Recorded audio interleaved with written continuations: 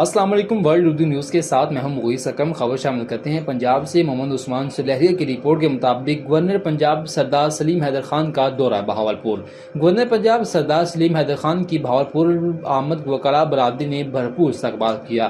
Peoples party نے ہمیشہ وکلاء برادری کی قدر کی عزت کی ہے۔ پیپلز پارٹی جب اقتدار میں آتی ہے تو وکلاء کے مسائل حل کرتی ہے۔ جنوبی پنجاب کے لوگ محرومیوں کا شکار ہیں۔ گورنر پنجاب اور آپ کے محرومی کا ازالہ اس کے علاوہ نہیں ہو سکتا۔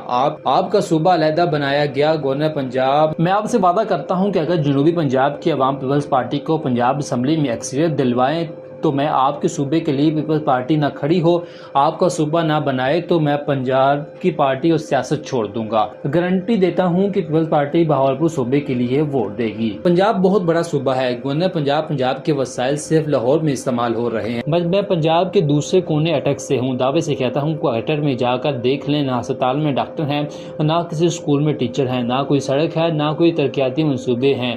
بہاولپور کی طرح اٹک بھی محرومیوں کا شکار ہے۔